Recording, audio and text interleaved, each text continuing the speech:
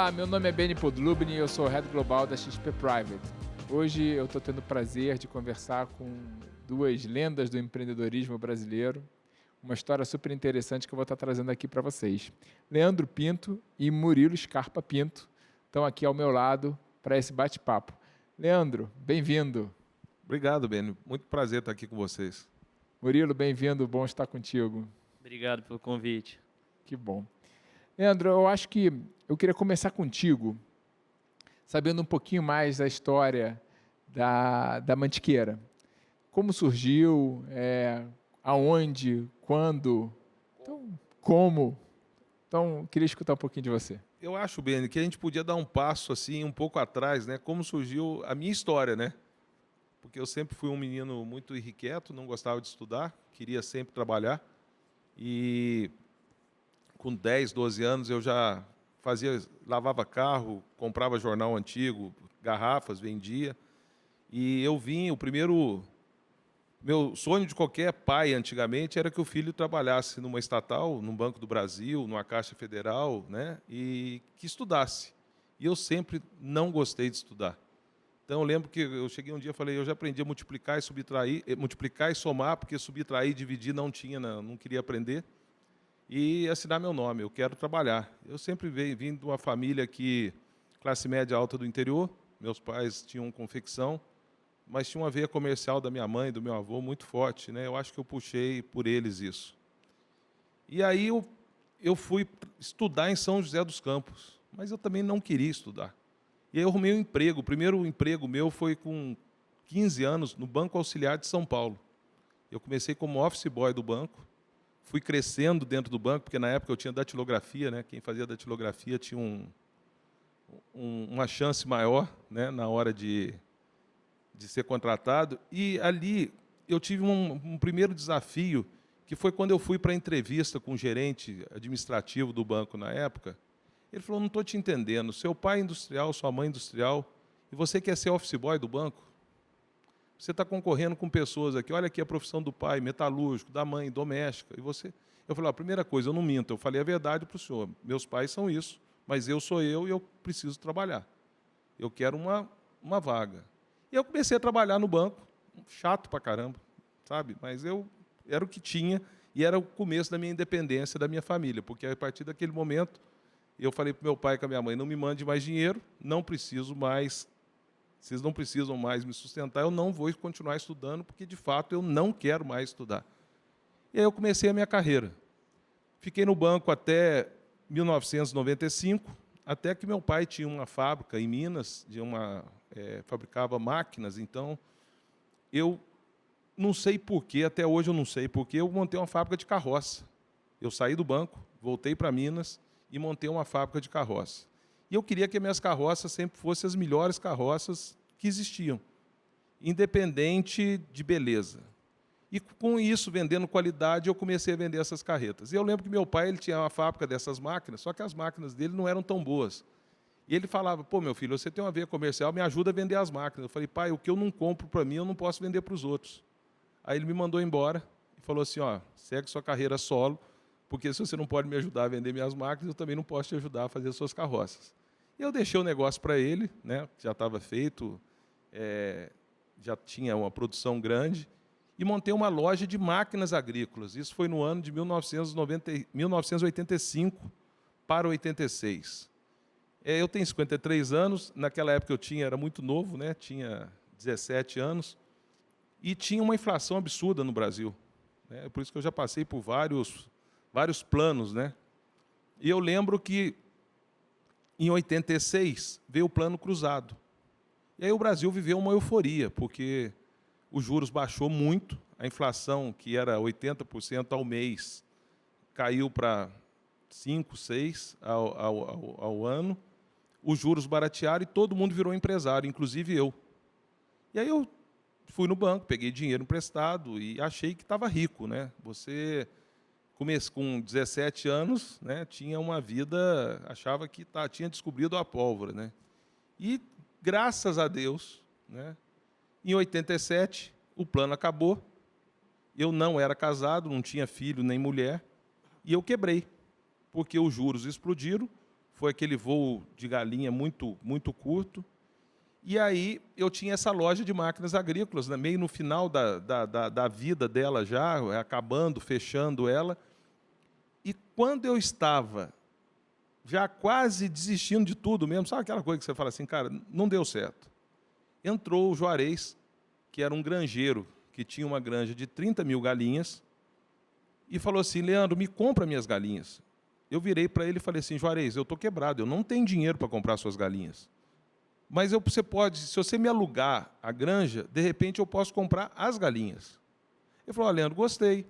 Eu tive um infarto, eu não estou aguentando tocar o negócio, eu te vendo as galinhas e você aluga a granja. Eu falei, Juarez, aí pode ser que... E eu brinco que meu business plan foi o seguinte, galinha bota todo dia, né? Ou a cada 26 horas ela bota um ovo. E tendo ovo todo dia, eu vou ter dinheiro todo dia. E aí eu vou conseguindo acalmar meus credores todo dia e criar uma renda para poder começar essa nova etapa. Então, foi no susto, foi numa tarde de setembro de 1987 que aconteceu isso. E aí começamos a negociar, eu tinha um caminhão financiado pelo banco, pelo consórcio Rodobens, né, que a gente media o tanto de prestações que faltava, era quantos centímetros de prestação faltava, porque era aquele carnê absurdo, tinha um Fiat Uno, e eu dei esses carros para ele, e ele também queria se ver livre do negócio, e me deu as galinhas e me alugou a granja. E aí começou a história do Grupo Mantiqueira. Então, foi assim que começou. E aí, de lá para cá, Beni, eu sempre fui muito trabalhador, né? Acordando cedo, dormindo tarde. Eu tinha um caminhão, que era o caminhão que eu entregava ovo, que eu puxava a ração e que eu namorava, né? Depois eu tive um Fusca, né, que a placa do Fusca era Alegre do Espírito Santo. Eu brinco que a única coisa alegre que tinha na minha vida era a placa do Fusca, porque eu estava quebrado. E ali eu, apesar de não ter tido estudo, eu sempre me mirei em pessoas que deram certo. E eu via como aquelas pessoas agiam. E trocava muita ideia com eles. Eu era sempre muito simpático, as pessoas, os mais velhos, gostavam de mim e eles me ensinavam muito. E eu lembro que a minha esposa, que hoje é minha esposa, era minha namorada. E aí eu brinco com ela que ela falou, mas você não falou para mim que você estava quebrado? Eu falei, não falei que eu estava quebrado, mas não falei que eu não estava. Eu omiti, eu não menti, é diferente. E aí, junto com ela, nós compramos uma folha de papel sulfite papel sulfite folha dupla, papel almaço, e escrevemos todas as dívidas que eu tinha. E eu ali, naquele momento, eu falei, se eu misturar o caixa novo com o caixa antigo, eu quebro de novo. Então, assim, eu não posso misturar as contas. E tive 3 pessoas que me ajudaram demais. O cara que me vendia o milho, o cara que me vendia o concentrado e o cara que me avalizava no Banco do Brasil na época, sem me perguntar quanto que eu ia tirar no banco. E aí eu comecei essa nova história, né, produzindo ovo, com 30 mil galinhas numa granja alugada. Eu mesmo entregava o ovo, eu mesmo vendia, eu ali na região de Resende, Queluz, ali, eu saía toda terça e quinta, produzia 18 mil ovos por dia, né? Tinha um caminhãozinho que carregava 100 caixas de ovos. E aí eu ia mesmo, eu e um ajudante, eu mesmo era o vendedor de ovo da Mantiqueira. Mas sempre inquieto, sempre achando que podia fazer melhor. Então, eu fico muito feliz que 34 anos depois, eu encontro vários clientes daquela época que me ajudaram e conheceram o início da minha história. Então, assim, e hoje são clientes nossos. Então, é muito bacana isso. E aí começou a história do Grupo Mantiqueira. Eu vou querer escutar depois um pouco do Grupo Mantiqueira hoje, né? Que você contou... Contei o começo, né? Eu contou o começo. Agora eu quero saber, assim, o Grupo Mantiqueira hoje, quantos ovos o Grupo Mantiqueira produz por dia? O Grupo Mantiqueira produz hoje 6 milhões e meio de ovos por dia. São 2 bilhões e 700 mil ovos por ano, né? E aí teve uma longa estrada aí, né? Porque a primeira coisa que eu fiz, eu ia visitar todos os credores todo mês, para poder dar uma satisfação. Alguns eu levava dinheiro, outros eu levava uma dúzia de ovo, e outros eu levava a minha conversa, que eu não tinha dinheiro para pagar, né? E alguns apoiavam, outros não, mas todos viram que, de fato, eu estava me empenhando para ser alguém, né? E ser alguém, quando você é solteiro, é muito bom, né? Porque você não deu boa vida para ninguém ainda. né? Nem para filho, nem para esposa. E a minha esposa começou comigo, eu brinco assim, Rogério, se um dia nós separarmos, metade de tudo é seu, porque quando nós começamos, não é que nós não tinha nada. Quando você tem nada, você não deve nada e não tem nada. Nós tínhamos menos nada, porque nós devíamos, né? Então você é tão responsável, parceira, educou os filhos, me ajudou na criação dos dois, da Amanda e do Murilo. Isso era importante, que eu sabia que eu podia ir para a guerra e sabia que na retaguarda estava segura. Sabia que em casa tinha paz, tinha controle, tinha educação, tinha estudo, e aí eu ficava tranquilo para poder ir para a guerra, né? E aí começou a história do grupo, e aí eu lembro que em 1989 eu ganhei dinheiro com a produção de 30 mil galinhas, consegui pagar minhas contas, e aí comecei a fazer a primeira granja, né? Que era uma granja de 70 mil galinhas, que inclusive essa granja está sendo toda transformada agora em galinhas livres de gaiola, né? A primeira granja do grupo está sendo transformada em granja livre de gaiola. E aí eu comecei a história. E aí foi, né, de 30 para 70, aí eu já tinha 100 mil galinhas, aí eu devolvi a granja alugada, porque o Juarez melhorou de saúde e reassumiu a granja de novo. Inquieto, sempre queria ver o que estava sendo feito de melhor naquilo que eu me propunha fazer. E eu via que tinha aqui em Tatuí um senhor que estava fazendo alguns galpões que para o Brasil era muito moderno, porque eram uns galpões suspensos, de 30 mil aves cada galpão. E eu fui ver, e ele, com muita paciência, era um japonês, ele me ensinava tudo que tinha que fazer. Eu sempre tive eu sempre fui cara de pau de perguntar, olha, o senhor pode me ensinar? Se o senhor não quiser me ensinar, não tem problema, eu não quero ser chato, mas se o senhor puder me ensinar, eu queria muito aprender. E esse senhor me ensinou. E aí eu fiz o primeiro galpão no Brasil, o segundo galpão, porque ele já tinha, né, de 30 mil aves, um galpão suspenso, que para a minha região, que era uma região de granjas, isso era uma puta novidade. E aí todo mundo dizia que não ia dar certo, né? O que esse menino, que começou agora, que já está nos incomodando, que já está ganhando espaço nos nossos clientes, está resolvendo revolucionar e fazer uma granja totalmente diferente que a que nós temos. E aí eu comecei a fazer essa granja e fiz esse galpão. E foi bacana que, quando eu fui para Portugal, que o julho e agosto na Espanha são meses que tem muitos dias de feriados, dias vermelhos que eles falam, ali caiu a minha ficha, porque ali eu vi o seguinte, o que eu queria fazer aqui no Brasil, que era esse galpão, lá eles estavam desmanchando. O que eu tinha, que era a primeira granja do grupo, essa que está sendo transformada em granja livre de galinhas livres de gaiola, lá eles não tinham, fazia 30 anos. E ali eu percebi o seguinte, ou eu faço o que tem de mais moderno no mundo, ou eu não vou continuar sendo mais um no meio da multidão. E aí eu voltei para o Brasil, falando assim, gente, o que eu tenho, lá já não tem faz 30 anos. O que eu estou fazendo, lá eles estão desmanchando e colocando esse novo modelo. O que eu quero para mim? Eu quero esse novo modelo. Eu lembro que eu tinha um projeto para 10 galpões desse modelo, resumi para 2 do modelo novo, e um galpão foi fiado, e um eu paguei, né, e o espanhol perguntou carta de crédito, qual a garantia? Eu falei, né, confiança mesmo, é cheque especial, o senhor tem que me vender 2, eu só tenho dinheiro para pagar 1. E se o senhor... E tem uma coisa, o dia que eu te pagar o segundo, tem que vir um terceiro. E o dia que eu pagar o terceiro, tem que vir um quarto. E assim foram até os 150 galpões que nós fizemos. E ele queria entrar no Brasil, queria tornar a marca dele também conhecida aqui, ele topou a parada. E aí nós trouxemos, em 1997, a primeira granja automatizada para o Brasil, onde o consumidor final é a primeira pessoa a tocar no ovo. Desde que a galinha faz come a ração, bebe água, tudo com trato automático, colheita automática, e o consumidor é a primeira pessoa a pôr a mão no ovo. E aí nós fizemos a primeira granja automatizada do país, que ninguém tinha. E eu digo que foi a minha salvação, porque ali eu conheci meu sócio. Por quê? O Carlos sempre foi uma pessoa muito curiosa. E ele era dono de supermercado, isso em 1997. E eu levei ele para, de fato, conhecer o que eu estava fazendo. Conheci ele num dia e levei ele no outro. Quando chegou lá, eu comecei mostrando o Calvário para ele, né, onde eu comecei na granja do Juarez, onde eu fiz a segunda granja, onde eu fiz a terceira, e onde eu estava fazendo o que tinha de mais moderno no Brasil naquele momento. E ele virou para mim uma semana depois e falou, olha, a partir da semana que vem eu quero que você atenda todas as minhas lojas de supermercado, porque o que eu vi lá eu não vi em lugar nenhum do mundo. Eu sou curioso, eu conheço várias granjas no Brasil e não tem nada parecido com aquilo que você está fazendo, e eu quero que você me atenda. Eu virei para ele, eu não sei quem é mais responsável, você de me dar todas as lojas ou eu de pegar. Mas desafio é desafio, você está dando, eu vou aceitar. E ali eu comecei a atender o grupo Cunha, no Rio de Janeiro, que eram 3 redes de supermercados, mas através do Carlos, que 3 anos depois nós viramos sócios.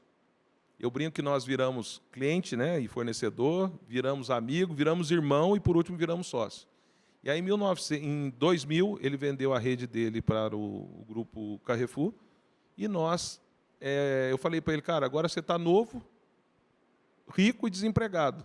E eu tenho um projeto que você acompanha desde o começo. Vamos fazer esse projeto ficar grande?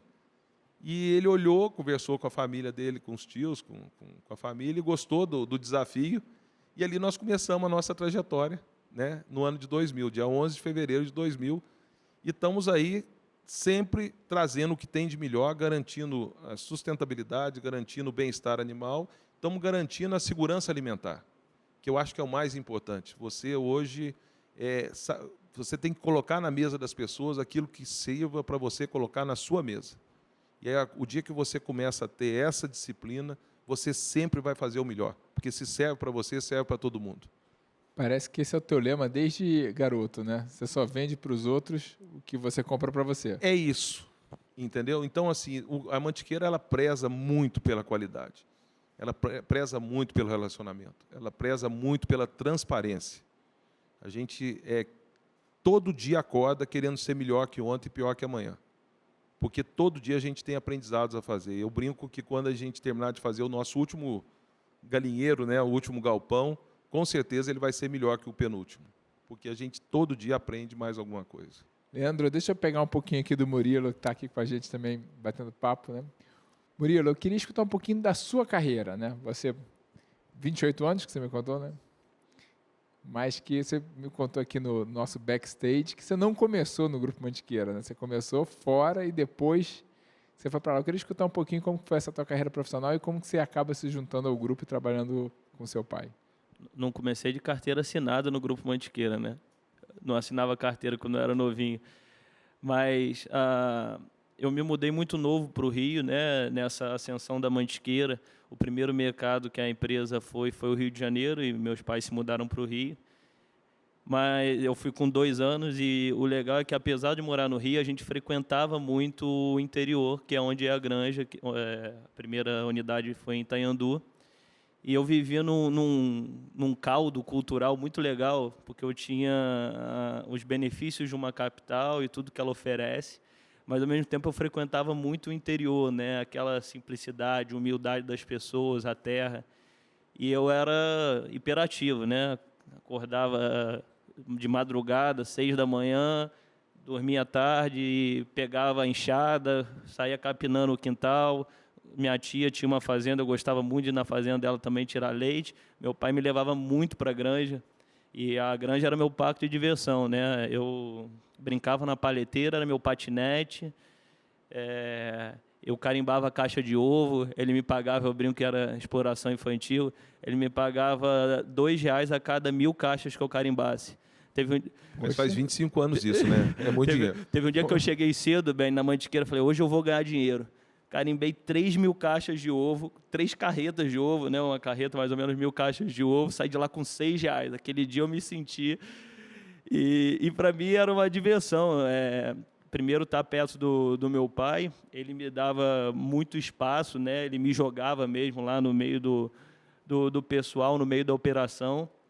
Eu aprendi a dirigir com 8 anos, essa é até uma curiosidade legal, acho que eu atormentava tanto ele, vai dirigir, e para mim era igual passar de fase também, né? Comecei dirigindo carro, aí comecei a dirigir um caminhão pequeno, depois eu queria dirigir truque, depois queria carreta, queria aprender a pilotar trator, e assim foi indo. A minha infância foi muito rica nesse sentido, foi um caldo cultural, e eu era apaixonado por aquele ambiente de produção. e, ao mesmo tempo, eu vinha para a capital e eu era o menino prodígio, porque eu tinha o conhecimento da terra, eu sabia de onde vinha o alimento, nas aulas e tudo mais, representante de turma, e meu pai sempre carregou muito a família, né, em todas as viagens, e a gente ia para o interior de São Paulo, Barretos e tudo mais, e isso foi sendo muito positivo. Eu brinco com ele, eu falo que ele era o meu herói da infância, né? E, em dado momento, eu quis me provar fora primeiro. Fiz um estágio no Grupo Cosan, trabalhei na divisão de lubrificante, e gostava muito da empresa, inclusive, mas eu tinha plano de ficar pelo menos 5, 6 anos fora e um dia trabalhar com meu pai, né? E aí a Cosan foi uma experiência muito enriquecedora, eu gostava muito da empresa, mas ela se mudou para São Paulo. Trouxe o escritório para São Paulo e, na época, eu ainda estava cursando engenharia no Rio de Janeiro. E eu tive que escolher, né? Não dava para vir para São Paulo, tive que sair da empresa. E, nesse mesmo momento, eu ainda não tinha feito o intercâmbio, resolvi morar 6 meses na Austrália. Eu brinco que foi mais uma experiência legal, porque, assim, eu peguei a ascensão do meu pai enquanto empresário, né? Enfim, e eu aprendi que o valor, de fato, está na escassez, né? Porque meu pai nunca dava vida fácil para a gente, né? E aí eu brinco com o Eu sei disso pelos R$2 para cada 1.000 caixas. Exato, exato. E eu já estava fazendo um intercâmbio ali na época com 21 anos, e eu sabia que, assim, meu pai não vai me dar a vida fácil lá para fazer esse intercâmbio, né? E aí, antes de eu sair, ele me deu alguns dólares lá, $4.000 na época, eu acho, enfim, e eu falei, caramba, eu vou ter que me virar com esse dinheiro. E aí eu cheguei lá, eu vi que era muito difícil alugar apartamento, porque as pessoas não tinham como comprovar a renda às vezes, e a Austrália tem muito turismo, então tem muito aluguel semanal. E aí, de cara, eu empenhei esse dinheiro num cheque calção, peguei um apartamento grande com um amigo meu e comecei a sublocar o apartamento que eu vivia. E aí eu tive um intercâmbio de empreendedor, ganhava dinheiro, voltei com dólar para o Brasil, inclusive.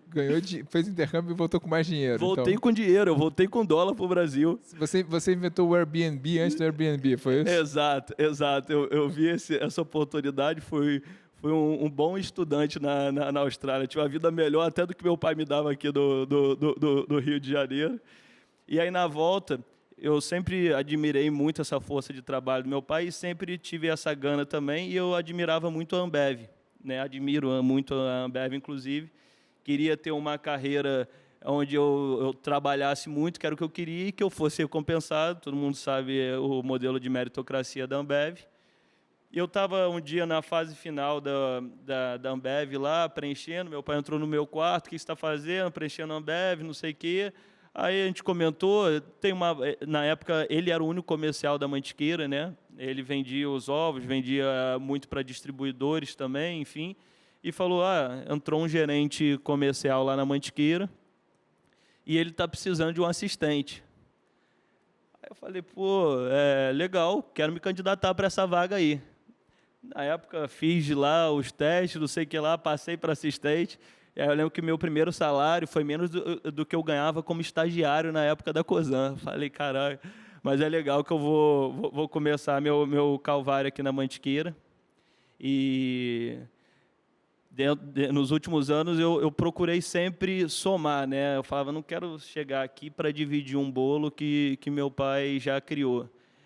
Eu tenho que empreender dentro da própria Mantiqueira, né? Eu tenho que continuar esse ciclo de empreendedorismo. E aí a gente foi procurando fazer diferente, verticalizar mais as vendas, aumentar a distribuição, avançar um pouco na cadeia, sair dos distribuidores, atender diretamente o autosserviço, fazer isso com mais força.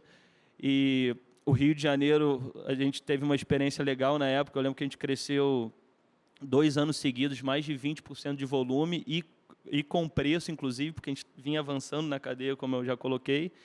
E aí eu falei, putz, agora eu vou virar o cara do Brasil, né? Vou ser promovido aqui, o Rio de Janeiro já ficou pequeno, eu vou assumir o Brasil.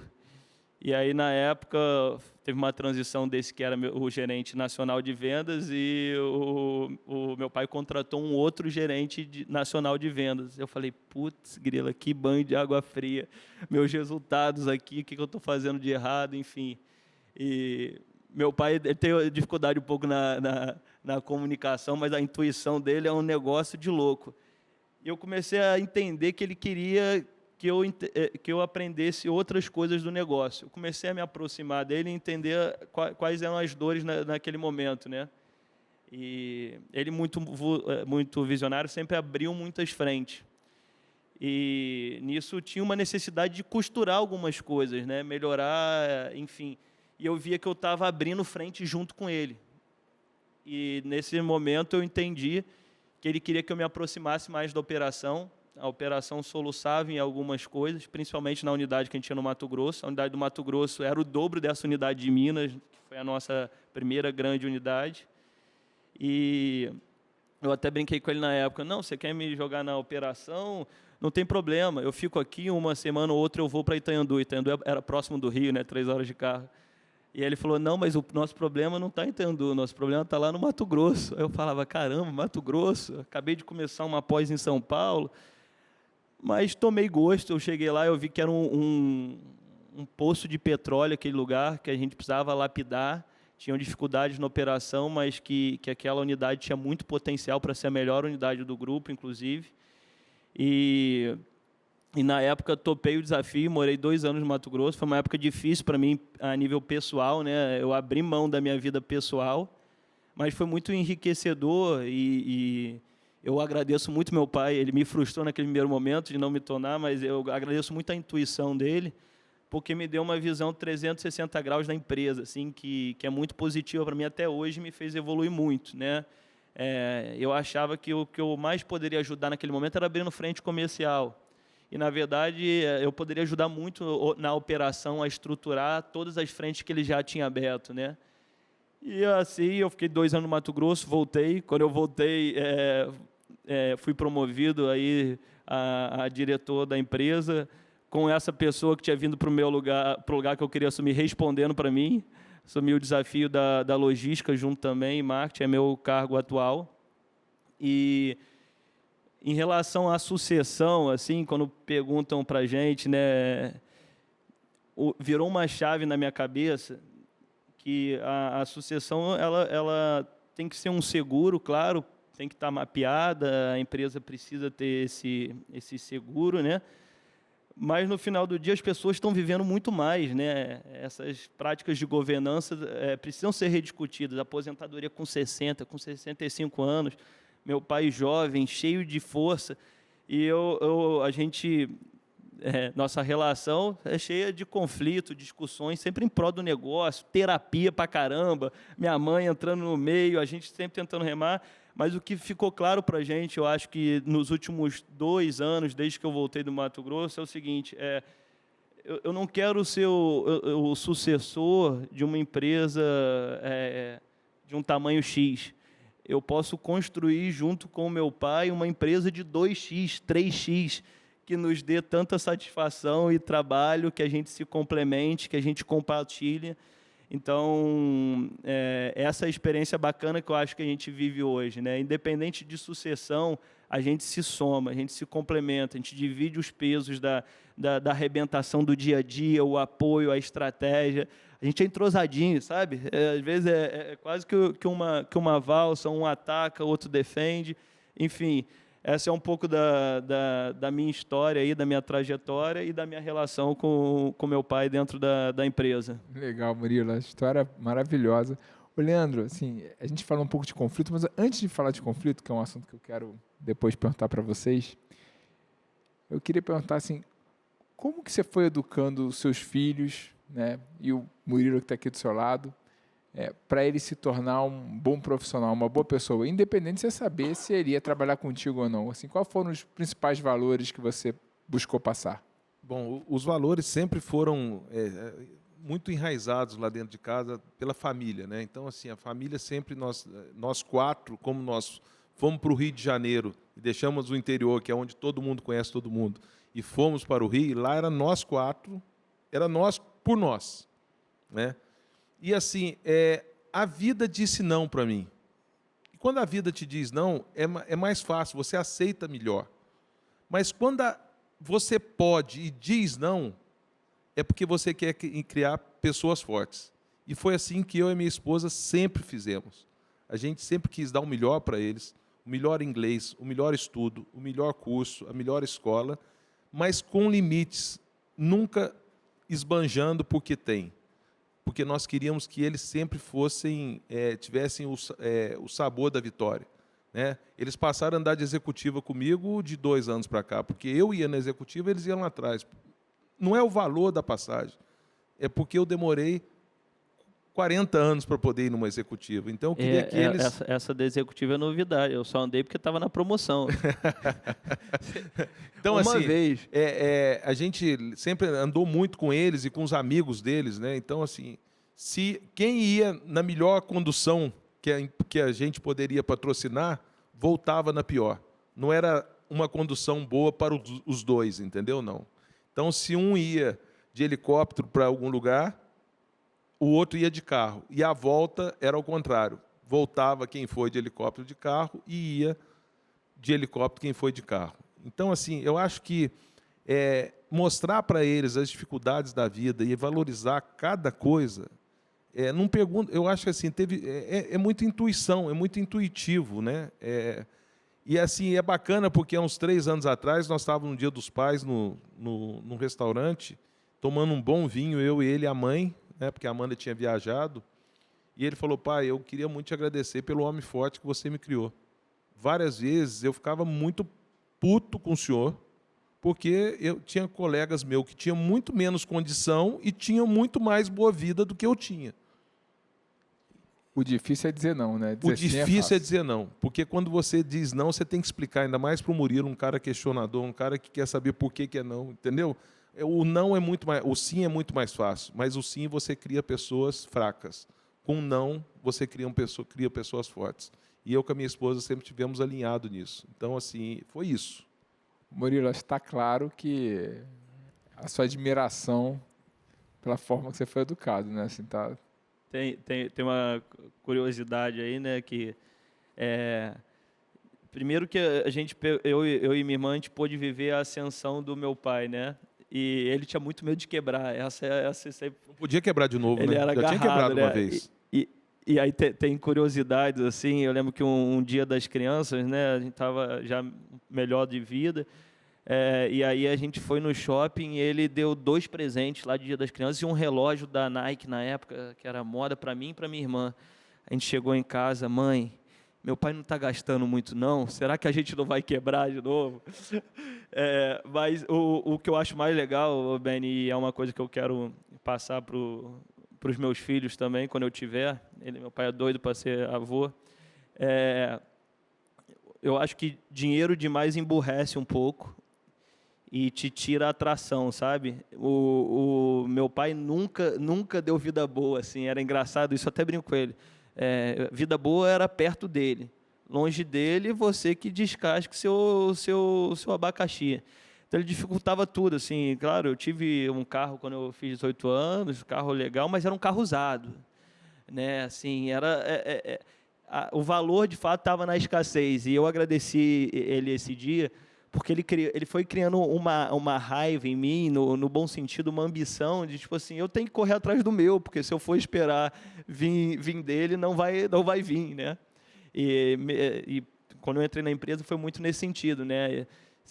Se ele era assim em casa, trabalhando na empresa, ou eu somava e multiplicava para conseguir ganhar o meu também, ou eu iria continuar lá como assistente. Então, eu quero repassar isso para os meus filhos, né? Acho que dinheiro demais emburrece e muito conforto também te tira essa atração de você buscar o seu.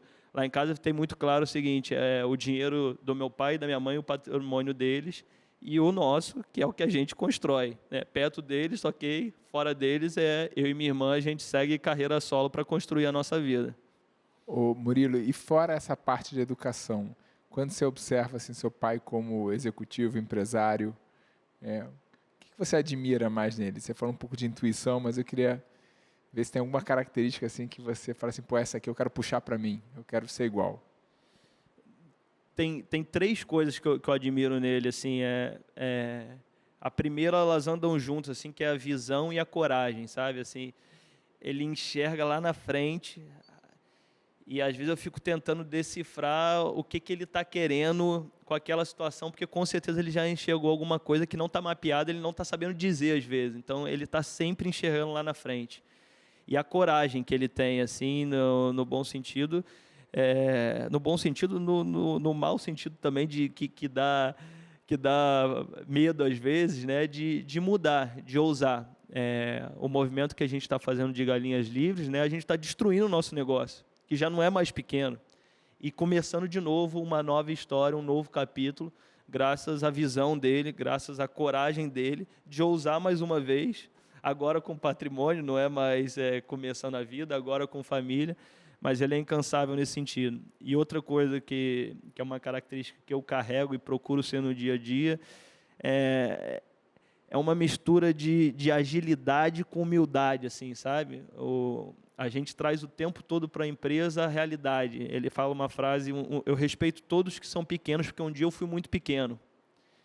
E, ao mesmo tempo que a empresa cresce, precisa de processo, a gente se cobra muito de ter velocidade de jet ski, de operar como uma startup, de tentar, de não ficar fazendo vista grossa para um problema, esperando quando ele vai virar um problema grande entrar no radar. Já incomoda, já resolve. Então, é uma mistura de inconformismo, a palavra, e uma agilidade constante, que eu acho que impulsiona muito a Mantiqueira para frente, sabe? A gente opera, embora robusto hoje, que o grupo seja, a gente opera com velocidade de startup.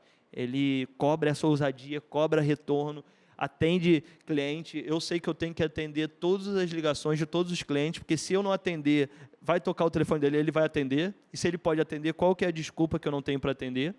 A partir desse momento, isso vai para quem trabalha comigo também, né? E nós somos uma empresa muito ágil.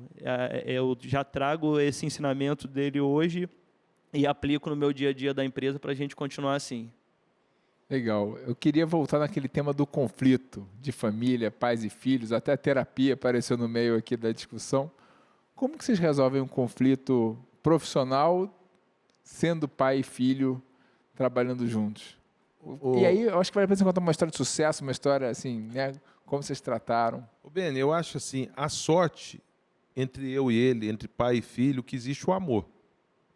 O amor está em todo lugar dentro da nossa família, da nossa empresa. Porque não é fácil. Não pensem vocês que é só alegria. Tem momentos, sim, porque eu sou modelo 1968, ele é modelo 1993. Né? No tempo dele já tinha muita coisa que não tinha quando eu nasci. Então, existe esse conflito, mas esse conflito sempre o amor foi maior. E graças tem que ter muita vontade. Várias vezes nós acordamos 5h30 da manhã para ir para a nossa terapeuta, que é outra maluca também, que o horário tinha que ser o primeiro horário, porque era o horário que nós tínhamos para fazer. Então, a gente começava em Ipanema às 6 horas, terminava às 7h30, 8 horas. Mas o amor era maior que toda aquelas mágoas, entendeu? Não. E aí, eu e ele, né, Murilo, tivemos muita maturidade para poder fazer desse limão uma limonada, sabe? Então, assim, tinha hora que eu falava assim, não vai dar certo. Eu vou perder o funcionário, que é um puta funcionário, e vou perder o filho. Porque não adianta, o cara mora a 5 metros do seu quarto. Então, graças a Deus, como eu volto lá em casa, né, que a esposa sempre foi a guardiã da casa, né, e com muita celeridade para poder nos acalmar os nossos ânimos, né, dois machos alfa, né, ocupando a mesma coisa, fazendo a mesma coisa, e a nossa terapeuta e alguns amigos muito fodas que nos ajudaram, entendeu? Não, que tinham coragem de falar para mim o que eu precisava ouvir e para ele o que ele precisava ouvir. E nós pegamos isso e se tem uma coisa que nós não somos é burro. Então, assim, a partir do momento que a gente entendia esse movimento, a gente falava, vamos embora. E aí é o que ele falou, a gente se completa. A gente não divide, a gente soma. Mas, olha, não é fácil. Então, se eu posso dar uma dica aos pais, a quem trabalha, pai e filho, o amor tem que ser maior, tem que ter ouvidos para ouvir, porque eu aprendo todo dia com ele e acho que ensino todo dia um pouco para ele. E aí, quando você vira a chave e vê que você não é você contra ele, nem ele contra você, é vocês dois contra o mundo. E aí você apoia, você faz uma... Mas tem que ter muita disponibilidade de tempo e de vontade para querer que isso dê certo. Não é fácil. Murilo, qual que é a sua leitura da mesma situação? É exatamente isso que ele falou, né? Acho que eu já pedi conta da empresa umas 300 vezes. E duas coisas que seguram, né? O amor que ele falou e o amor também pelo negócio, né? Eu cresci dentro desse negócio. Eu fui, embora ele tenha assinado minha carteira com 23 anos, né? 22, enfim, eu cresci dentro desse negócio e vi meu herói nessa jornada, né? Vamos dizer assim. Então, é uma decisão difícil. E escolher estar todos os dias na empresa é uma escolha também, né? E o mais bacana que eu vejo, e eu me toquei, é muito difícil isso dar certo de fato, né? Todos os livros que eu leio de governança, o pessoal fala, né? A partir de determinado tempo, tem que evitar a família dentro do trabalho e tudo mais. Mas, assim como nos negócios, eu brinco que onde tem dificuldade tem margem, né? Onde na dificuldade mora margem. Na dificuldade da nossa relação, se a gente consegue solucionar essa equação, isso é muito forte, é muito power. Então, a nossa relação vem se transformando e com muita dedicação dos dois lados em algo muito power, entendeu? Não é fácil, de fato, não vai continuar sendo fácil, mas uma vez que a gente regula as expectativas, seja com terapia, com amigos, e dá uma alinhada, a gente avança muito. Essa é muito power a nossa relação. Então, embora seja muito difícil, eu tenho certeza que é um grande poder que a gente tem junto e junto da Mantiqueira. Cara, sensacional. Amor, força de vontade, passa por cima de tudo, né? Amor, força de vontade, disponibilidade e o querer, né? Isso, passa por cima de tudo. Passa por cima, atropela, arranca o pão de açúcar no peito. Ó, estamos caminhando para o final. Eu queria fazer uma última pergunta para vocês dois.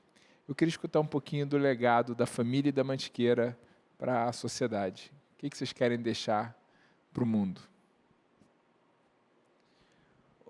Ô Ben, assim, eu me orgulho muito do produto que a gente produz, né? Acho que o ovo alimenta, é um custo-benefício excelente e a melhor coisa que a gente pode fazer para o mundo, na minha leitura, é continuar engajado em produzir, crescer, gerar emprego e alimentar as pessoas, assim. Essa é uma das coisas que eu continuo admirando no meu pai, né? Ele não pausa para pensar na pessoa física e agora eu vou viver minha vida. Ele continua empenhado em crescer e crescer e crescer, ainda que isso não vá mudar nada na vida dele. Então, eu gosto muito desse legado e eu também quero deixar esse legado de que pai e filho trabalhando junto podem dar certo, sabe? Muita prática de governança diz que não, e eu sinto de coração a energia que pulsa dentro da gente. Também quero deixar esse legado. Então, duas coisas, né? A minha relação com meu pai e continuar crescendo, produzindo, gerando emprego e alimentando as pessoas. Ainda que isso não mude mais nada na nossa vida de pessoa física, isso vai perpetuar o nosso legado e a nossa história. Assim, é muita paixão pela empresa mesmo, pelo negócio, é muita energia e amor que é a nossa base e hoje eu diria que é isso que eu quero que perpetue aí de legado para a nossa família. Legal, Murilo. Leandro, você quer... O Murilo falou tudo, né? Eu acho que produzir alimentos, né? Eu brinco, tem 3 coisas que não tem crise, né? Vício de homem, vaidade de mulher e produzir alimentos, porque as pessoas têm que se alimentar. Então, esse sempre foi meu meu lema desde que eu comecei a mexer com proteína, né? Então, a gente produz ovo, produz carne, produz soja, produz milho, né? A gente produz o adubo, que é o excelente adubo orgânico, para poder trazer toda essa história de comida de novo, né? Trazer alimentação. O legado que eu quero deixar é fazer sempre o que ninguém tem coragem de fazer, sabe? Porque você tem que ousar, você tem que ter coragem, você tem que acreditar no seu propósito, acreditar naquilo, nas suas crenças, no que você acredita e transformar aquilo e transformar a vida de pessoas. Nós, na Mantiqueira, nós transformamos a vida de pessoas. O Murilo esqueceu de falar, o Murilo, com essa passagem dele no Mato Grosso, quando nós vimos, nós tínhamos quase 100 pessoas que eram analfabetas dentro da empresa. O Murilo criou, junto com o RH nosso, o projeto Além, que é Aprenda a Ler e Escrever Mantiqueira. E isso aí, nós transformamos a vida de pessoas. Então, essas pessoas nunca vão esquecer que elas aprenderam a ler e escrever porque teve alguém que pensou nelas. Então, isso é um valor muito grande para nós. Somos uma empresa familiar, acreditamos na instituição chamada família e fazemos isso perpetuar como uma cultura dentro do nosso negócio. Então, as pessoas cobramos resultados, queremos resultados, precisamos de dinheiro para pagar as contas, mas somos uma empresa familiar. Então, assim, eu acho que transformar a vida de pessoas é o que nós mais acreditamos que dá para poder você conciliar, ganhar dinheiro e ter esse propósito de ajudar na transformação. Nós investimos na carreira das pessoas, nós incentivamos as pessoas a aprenderem, nós temos vários cursos que a empresa tem, junto com universidades, faculdades e pós-graduação, para melhorar a vida das pessoas. Nós temos um menor aprendiz dentro da empresa, que vários menores aprendizes já estão se tornando gerentes, encarregados e lideranças dentro da empresa. Então, assim, a gente acredita que é possível ganhar dinheiro, que nós precisamos disso para poder sobreviver, inovar e nos reinventar, mas acreditamos também que a gente ajudar as pessoas a serem é muito legal, porque elas já têm. Tem carro, tem moto, tem emprego, tem uma casa, mas elas a serem alguém que ela esteja preparada para poder sair da Mantiqueira e ir para qualquer lugar, isso é uma coisa que me motiva. Legal, Leandro. Adorei o papo, Leandro, Murilo, acho que foi ótimo, acho que a gente conheceu um pouquinho mais do grupo, conheceu um pouquinho mais da família e conseguiu aprender um pouquinho mais de uma dinâmica de tanto sucesso quanto a família de vocês e o grupo de vocês. Em nome da XP, muito obrigado por esse bate-papo. Obrigado a vocês da atenção com a gente se sente de fato que a XP a gente está em casa. Então é muito bom estar sempre com vocês.